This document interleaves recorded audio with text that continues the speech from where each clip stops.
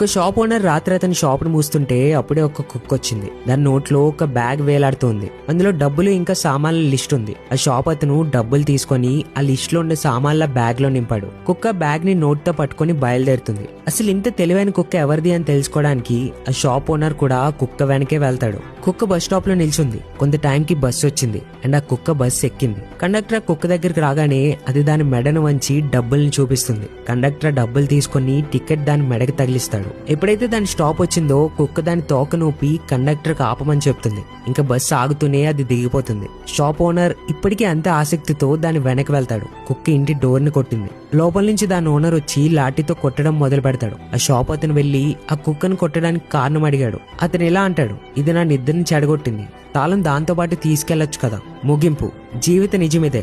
ఎవరికైనా ఎంత మంచి చేసినా మనుషులు మీతో సంతృప్తి చెందరు. సో మనుషుల్ని సంతోషపెట్టడం బదులు మీకోసం మీరు జీవించండి. ఈ కథ నుంచి మనం ఏం నేర్చుకోవచ్చు? కమెంట్స్ లో చెప్పండి. మీ ఒక్క కమెంట్ ఎంతో మందికి హెల్ప్ అవ్వచ్చు.